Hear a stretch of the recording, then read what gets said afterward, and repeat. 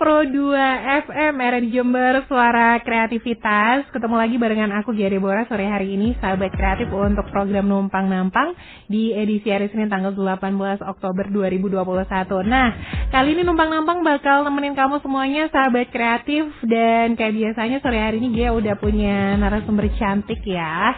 Si cantik satu ini adalah seorang atlet sahabat kreatif yang baru aja meraih medali emas ganda putri PON 20 di Papua. Langsung aja deh kita sapa yang udah terhubung di telepon. Ada Kak Febriana Dwi Puji Kusuma. Halo, selamat sore.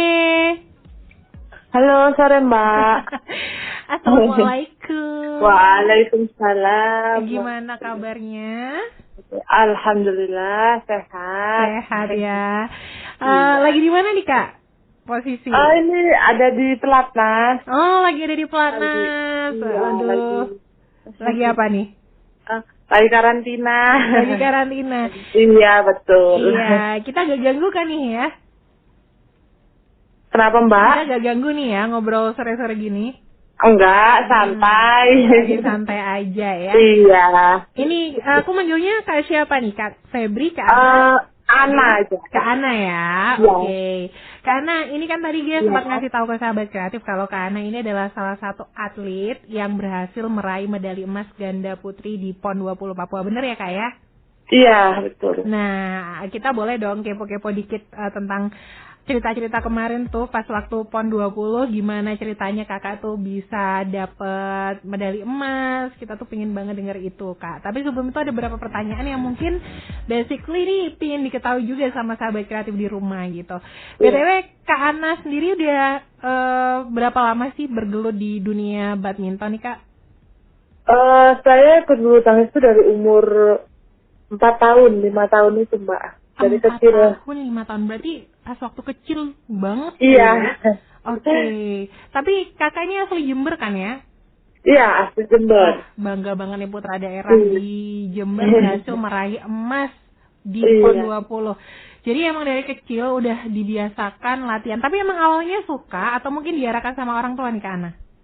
Awalnya itu saya lihat kakak latihan, jadi kakak saya juga atlet bulu tangkis. Nah, terus saya ngajak kakak saya latihan, saya ikut di pinggir lapangan, saya main nempok, geret-geret raket, tanyain mau ikut badminton enggak? Iya mau, gitu. Akhirnya sama ayah saya udah ada dimasukin ke klub sambil saya mau kurusin badan karena saya dulu gendut, jadi sambil biar ada kegiatan gitu. Oh my god, jadi awalnya nih sebenarnya kayak pingin ngurusin berat badan gitu kan ya? Iya, betul. Tapi iya. alhamdulillahnya udah gede kayak gini malah jadi membawa berkah di kehidupan kakak ya, karena ini sangat membanggakan banget loh sahabat kreatif. Nggak semua orang bisa meraih medali emas, apalagi mewakili Jawa Timur ya Kak ya? Iya, betul. Mewakili Jawa Timur lagi, bangga banget nih. Nah, prosesnya kakak kan dari dari usia 4 ya, 4 tahun. Iya. Terus itu gimana Kak ceritanya? Mulai dari pertandingan pertama, badminton itu umur berapa, hingga akhirnya kakak bisa nyampe di Pelatnas tuh ceritanya kayak gimana Kak? Mungkin saya itu mulai pertandingan itu di Jember sekitar kelas 2 atau kelas 3 SD. Nah, setelah itu saya tuh tahun 2013 saya mengikuti audisi di Jarum dan saya alhamdulillah masuk di Jarum. Terus tahun 2016 saya juara di Kejurnas. Jadi ada pertandingan Kejurnas. Nah, di situ kalau yang juara itu bisa masuk ke Pelatnas. Alhamdulillah saya waktu itu tahun 2016 saya juara, jadinya tahun 2017 saya masuk ke Pelatnas seperti itu. Wah, luar biasa, emang kayaknya bakat banget nih. Terus gimana nih Kak, awalnya siapa yang ngedukung kakak untuk bermain badminton? Apakah kakak kandungnya Kak Ana atau mungkin orang tua juga ngelihat potensi, wah bisa nih adik nih main badminton, terus dikirim gitu untuk latihan? Kalau ngedukung pasti seluruh keluarga saya pasti mendukung, mensupport saya, selalu mensupport saya. Maksudnya apalagi saya juga senang di bulu tangkis, pasti keluarga besar saya pasti selalu mendukung saya. Jadi selalu memberi support saya pada saat pertandingan, memberi dukungan, memberi doa seperti itu. Jadi itu juga Jadi itu untuk saya juga menjadi kayak booster untuk saya. Jadi saya lebih semangat lagi. Oke, Iya. tapi kalau dilihat nih Kak, emang background dari keluarga Kak Ana sendiri keluarga atlet Kak, atau memang hanya kakaknya Kak Ana dan juga Kak Ana aja nih yang atlet badminton? Mama saya tuh atlet voli dulu. Oh, voli. Iya. Kalau kakak saya kan bulu tangkis juga. Iya. Kalau ayah saya suka musik. Jadi ini campuran Kak. Iya. Keluarga seniman sama olahragawan. Tapi iya. putra-putranya kayaknya ini dari darah ibu nih, jadi atlet semua nih. Iya. Nah, karena ada pengalaman seru nggak sih Kak yang bisa Kakak ceritain waktu awal-awal masuk pelatnas tuh kayak gimana hingga sekarang sampai bisa menorehkan tinta emas gitu kan ya, bisa dapat medali emas, mengharumkan Jember. Gimana sih Kak susah senangnya ketika ada di pelatnas tuh kayak gimana? Penasaran banget.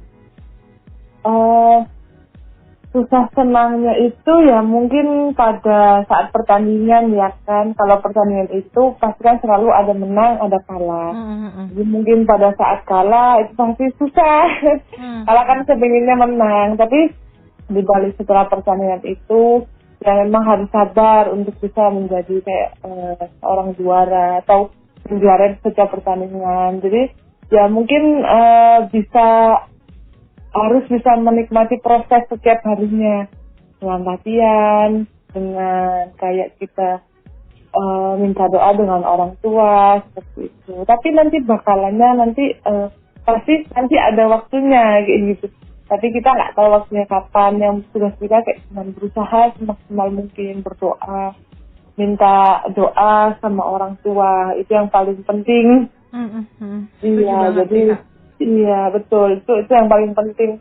Karena kalau kita usaha aja nggak tanpa orang tua, kita nggak ini sama orang tua, itu menurut saya sama aja nggak bisa. Jadi harus bisa jalan berbarengan seperti itu.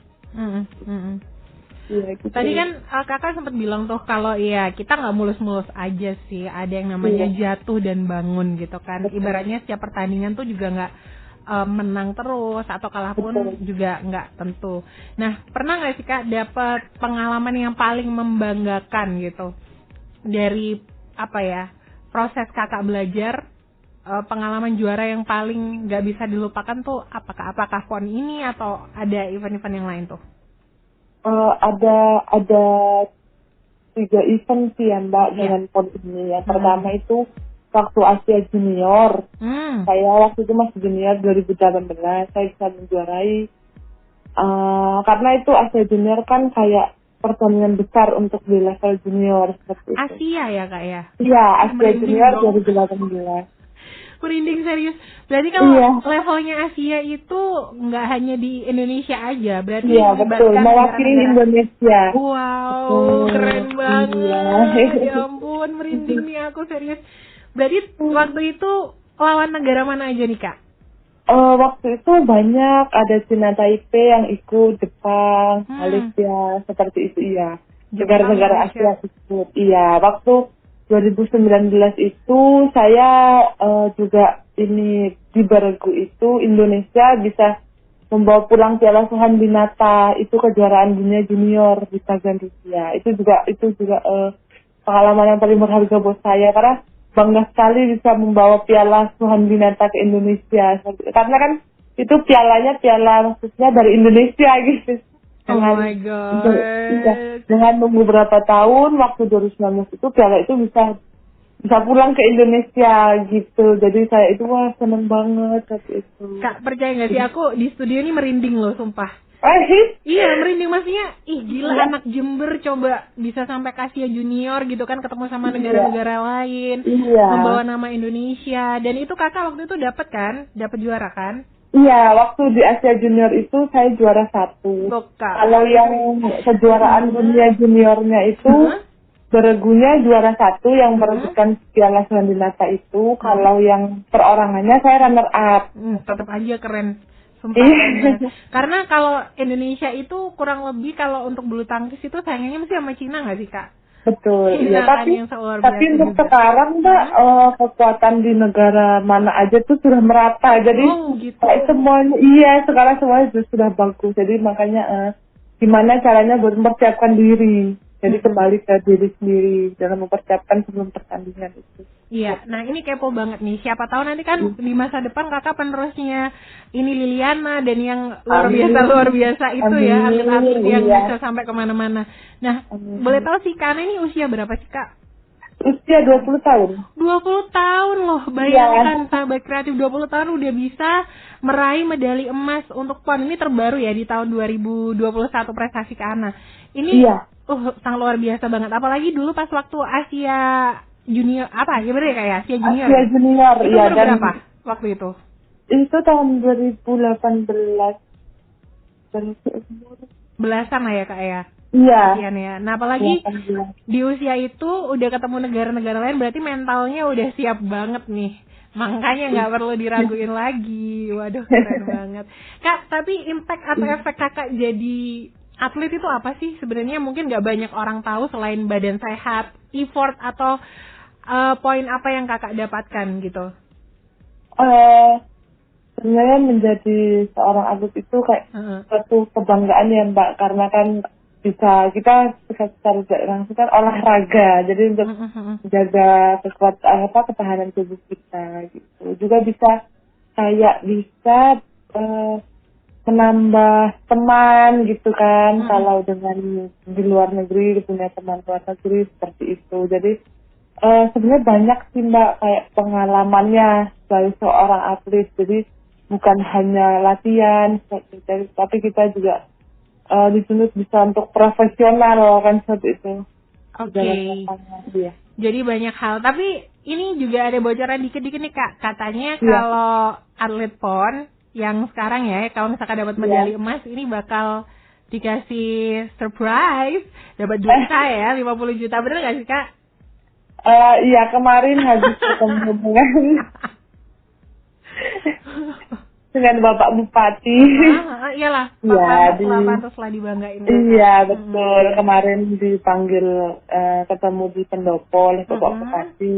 Iya, saya juga merasa terima kasih sekali kepada Bapak Bupati, warga Jember, warga Jawa Timur yang telah mendukung saya, mendoakan saya, karena saya juga bangga sekali bisa membawa Jawa Timur, membawa Jember, iya.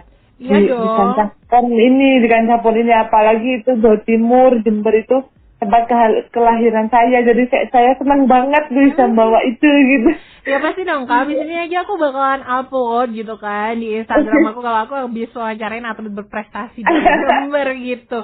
Kita bangga banget karena memang yang namanya perjuangan untuk meraih sesuatu tuh ternyata Kak Ana pun bilang ya tadi dari kecil, dari umur 4 sampai 5 tahun hingga saat ini umur 20 tahun konsisten untuk bermain bulu tangkis kayak gitu. Dan sekarang masih di pelatnas. Ini kapan berarti balik ke Jember nih Kak? Atau udah balik lagi ke pelatnas untuk latihan rutin? Sudah balik lagi ke pelatnas. Ini tadi sampai di pelatnas karena karantina dulu. Mungkin ya latihan rutin mungkin kisaran mulai hari Sabtu. Oh, ya, mulai latihan. Iya, Kak kalau gabung di ini boleh tahu nggak sih Kak, kita kepo dikit ya. Kalau gabung di pelatnas kayak gitu tuh emang kita fokus untuk latihan aja kayak kakak gitu atau mungkin ada yang lainnya kayak sekolah juga, kuliah mungkin ya kuliah atau yang lain-lain atau memang hanya difokuskan untuk latihan aja gitu untuk atlet gitu Kak? Biasanya itu kembali kepada atletnya Mbak, karena rata-rata kan sudah lulus sekolah. Nah itu tergantung dengan atletnya. Dia mau melanjutkan ke kuliah atau enggak gitu. Oh gitu. Tapi kalau misalkan sama kuliah berarti masih tetap bisa di pelatnas juga dong ya Kak ya? Iya, masih bisa.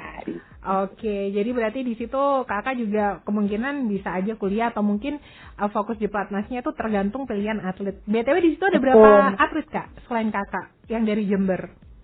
Oh, ada 2 di sini Mbak. Satu lagi di ganda putri juga sama. Sekarang lagi pertandingan di Denmark atau Finland gitu saya. Tapi Iya, lagi bertanding. Oke, jadi ada 2 atlet dari Jember yang ada Ya, di betul. pelatnas juga. Wah, luar biasa. Iya. Nggak pernah tahu seriously Kak, kayak yang emang mungkin selama ini kan kita yang lebih disorot mungkin untuk hal-hal yang lain di luar olahraga gitu ya. Iya. Tapi begitu melejit, wah ternyata Jember tuh juga gudangnya atlet-atlet yang berprestasi juga dan multi talenta kayak gitu. Nah, Kak, sekarang kita cerita-cerita tentang pengalaman yang kemarin di PON 20 di Papua ya. Itu Kakak ada berapa ronde tuh Kak? Ada berapa round tuh pertandingan waktu itu? Menyisihkan berapa pemain yang lain Kak? Waktu itu jadi pertandingannya kan ada 2 ya Mbak, ada nomor beregu dan perorangan. Kalau yang beregu itu kita tuh main 4 kali untuk menjadi juara seperti itu. Jadi kan di babak grup, di penyisihan grup itu harus menjadi juara grup untuk bisa ke semifinal. Nah, semifinal menang langsung ke final. Nah, itu udah langsung juara, alhamdulillah juara. Setelah itu yang partai di nomor beregu itu sudah selesai, lanjut ke partai perorangan. Perorangan itu saya kemarin tuh saya kan ngerangkap dengan main ganda campuran, Mbak. Jadi waktu itu bisa sehari main 4 kali. Wow. Iya. Sehari 4 kali tuh gimana nafasnya tuh? Iya. Jadi main ganda campuran dulu, terus ganda putri, lanjut ganda campuran lagi, ganda putri. Untuk besoknya main 3 kali. Terus waktu di babak 8 besar saya ganda campurannya kalah. Akhirnya saya hanya lanjut di main nomor ganda putri seperti itu. Waduh, Bang sedih, tapi nggak masalah Kak. Ya namanya perjalanan, kalah menang tuh adalah hal yang biasa kalau buat atlet ya nggak sih? Iya. Kalau boleh milih nih Kak, dari ganda campuran, ganda putri atau yang main solo apa istilahnya ya, yang nggak campur lah. Itu Kakak lebih suka yang mana tuh Kak? Kalau disuruh milih nih, lebih ngefeel sama yang mana? Kalau saya mungkin itu lebih ke ganda putri ya Mbak, karena memang kan saya di pelatnas ini mainnya memang di nomor ganda putri seperti itu. Pasangannya Kakak siapa tuh waktu itu? Waktu di PON? Iya, waktu di PON. Waktu di PON pasang ganda putri saya ini Marcella Gista Islami. Kayaknya aku nggak asing ya sama nama itu ya. Iya, itu orang Blitar, asli Blitar. Nah, iya aku kayaknya pernah baca tentang pemain-pemain pelatnas deh kayaknya beberapa kali gitu kan. Oh ya. iya. Kayaknya nggak asing juga. Iya, pemain pelatnas juga kan ya. Kayaknya nggak asing gitu. Oh, dari Blitar. Berarti dipasangin sama itu ya, Kak ya? Iya. Oke. Kalau yang ganda putranya dipasangin sama siapa waktu itu, Kak? Kalau ganda campurannya dengan Muhammad Reza Pahlavi Isfahani. Wah, lengkap banget. Kalau ganda putra tuh ganda campuran ya. Kalau ganda campuran tuh kayak kita tuh harus nyiapin fisik lebih nggak sih Kak? Soalnya tuh pasangannya putra kayak gitu, cowok gitu, iya nggak sih?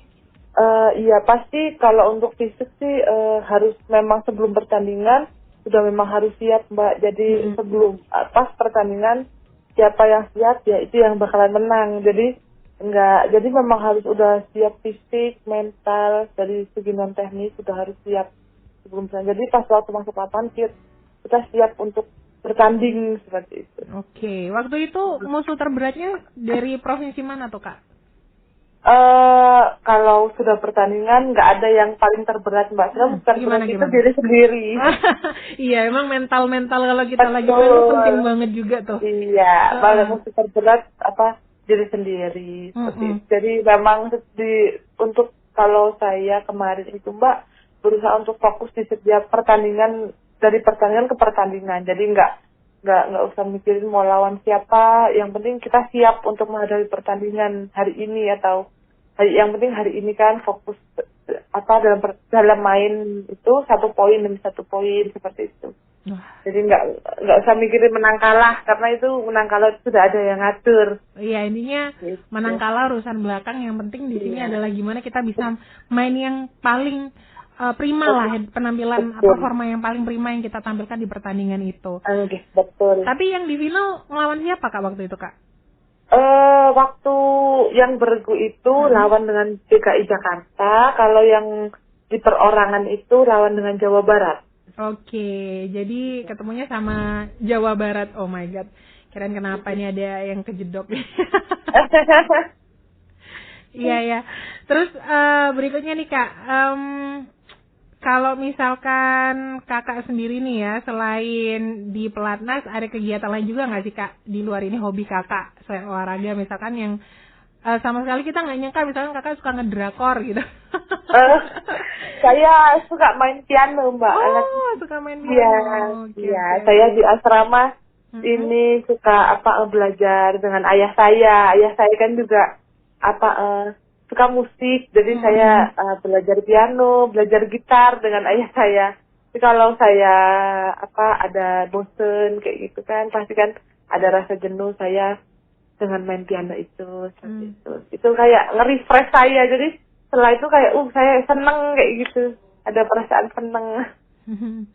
Ya berarti di sini Kakak juga kayaknya padu padan deh, tadi dari latar belakang background orang tua yang suka musik atau seniman, satunya juga olahragawan, ternyata juga sama. Iya. Kayaknya Kakak juga main musik juga, piano tuh juga nggak mudah loh sahabat, karena susah banget, kita harus bener-bener apal kuncinya, habis itu susah deh pokoknya. Harus latihan, karena dulu pernah nyoba sih Kak, tapi nggak bisa. Masih belum bisa karena udah nyerah duluan gitu, namanya anak muda kan suka nyoba-nyoba gitu. Jadi curcol nih sama Kak Ananya. Nah Kak, terus kedepannya nih planning jangka panjangnya Kakak ini apa? Pertandingan apa lagi yang Kakak bakal ikutin kedepannya? Pertandingannya masih belum tahu ya Mbak, karena pada saat pandemi gini pertandingan kayak masih belum dipastikan. Karena kan pasti untuk di luar negeri pasti kan ada ketentuan dari setiap negara yang berbeda-beda. Jadi ya pastinya kita selalu siap, maksudnya kita mempersiapkan untuk bertanding saja. Nanti kalau misalkan ada pertandingan ya kita sudah harus siap seperti itu. Jadi mungkin masih belum tahu nih Mbak. Oke, berarti kalau untuk pertandingan so far masih belum ada ini ya gambaran, karena emang iya sih Kak, sekarang kayak mau akses ke luar negeri tuh ada negara yang udah open, ada yang belum, ada yang tadinya udah open tiba-tiba tutup lagi. Tutup, iya betul. Kadang kayak gitu dadakan seperti itu. Iya betul. Emang ya pandemi. Tapi kalau di Pelatnas juga seketat itu nggak sih Kak untuk protokol kesehatannya dan yang lain-lain? Betul. Ketat sekali Mbak, jadi memang kita tidak boleh keluar sama sekali. Jadi ya kita di asrama saja seperti itu. Jadi kalau misalkan baru datang pun, kayak misalkan baru datang dari rumah itu harus menyertakan surat PCR dan harus karantina dulu 5 hari seperti itu. Wah, ini emang bikin repot ya corona ini Kakak. Iya betul, iya. Oke, nah berikutnya nih Kak, kan ini Kakak Pelatnas di Jakarta berarti ya Kak ya? Betul, iya. Nah di Cipayung. Di Cipayung tuh, orang tua kan ada di Jember. Pernah nggak sih Kak ada rasa-rasa rindu rumah awal-awal Kakak masuk Pelatnas gitu? Sempat pengen pulang, kayak ya kangen aja sama Jember gitu, atau betah aja tuh di sana? Gimana tuh Kak? Ya pastinya kalau kangen itu selalu kangen ya Mbak, apalagi kumpul dengan keluarga itu hal yang paling menyenangkan kalau bagi saya. Tapi kembali lagi ini sudah menjadi pilihan saya harus tanggung jawab dengan apa yang saya pilih seperti itu. Jadi saya harus bisa memanfaatkan kesempatan sebaik mungkin, karena kan kesempatan nggak datang 2 kali. Setuju banget. Iya. Jadi kalau kangen pasti kangen, tapi saya setiap hari selalu video call dengan orang tua saya, dengan kakak saya, dengan ponakan saya. Iya. Selalu video call setiap hari Mbak. Setiap hari saya selalu tanya cerita-cerita dengan orang tua saya gitu. Jadi kayak tombol kangen deh. Betul setuju banget. Ini Jembernya nggak hilang nih, Jembernya masih ada bahasa-bahasa Jembernya juga. Tombol kangen nih. Tombol kangen. Iya betul. Nah Kak, ini kan kalau bisa dihitung ya Kakak udah berapa lama nih stay di Pelatnas Kak? Saya dari 2017. Oh my god, itu lama banget. Berarti ada sekitar 4 tahunan ya Kak? 4 tahunan, betul iya. Beda nggak sih Kak pas waktu pandemi sama nggak pandemi, maksudnya ketatnya gitu di Pelatnas atau sama-sama aja gitu? Sama sih Mbak, kalau di Pelatnas juga kalau mau keluar juga nggak bisa sembarangan ya Mbak, harus ada suratnya. Oh, kayak gitu ya. Iya, kalau mau keluar jadi nggak bisa kayak mau kemana gitu langsung keluar gitu nggak bisa. Harus keluar dengan persetujuan pelatih seperti itu. Oke, jadi Iya. nggak sembarangan juga. Oh ya Kak, Iya. BTW nih ya, tadi kan Kakak udah cerita gimana awalnya Kakak dari Jember terus bisa sampai di Pelatnas dan sampai sekarang hingga menorehkan prestasi segala macam. Nah, ini barangkali ada sahabat kreatif di rumah gitu Kak. Kebetulan juga atlet juga, mungkin masih belum sampai ke level Pelatnas, tapi ada keinginan ke sana. Ini apa yang harus dilakukan nih Kak? Pokoknya semangat, setiap latihan semangat, setiap mengikuti pertandingan memberikan yang terbaik, jadi mengeluarkan kemampuan kita semaksimal mungkin. Insya Allah nanti kalau kita seperti itu terus, nanti insya Allah ada jalannya. Itu. Iya, menjadi seorang juara. Nanti bertahap ada prosesnya. Jadi memang apa ya, ibaratnya kayak syaratnya itu pasti, syarat dan ketentuan pasti ada gitu ya, berlaku. Iya, jadi nggak sembarangan masuk di Pelatnas juga ya Kak ya? Iya, karena ya masuk ke Pelatnas itu ya itu Mbak harus yang juara ke Jurnas itu waktu itu. Dan itu iya, berlangsung terus ada kayak gitu Kak? Maksudnya nanti kalau ada ke Jurnas lagi, anaknya dapat juara 1 misalkan, langsung dikirim ke Pelatnas atau kayak gimana? Iya, biasanya itu ke Jurnas diadainnya kan setiap tahun ya Mbak. Jadi karena pandemi ini jadi semuanya kayak ya berubah lagi karena kan pandemi udah kita ya pertandingan kita nggak ada yang tahu ya Mbak, maksudnya nggak bisa menggelar pertandingan seperti itu. Iya, bisa dibilang dalam tanda kutip amburadul gitu kan. Banyak memang kayak dari jadwal apa-apa event yang biasanya digelar tahunan tiba-tiba ngilang. Itu juga olahraga pun ternyata juga ikutan kena juga. Betul.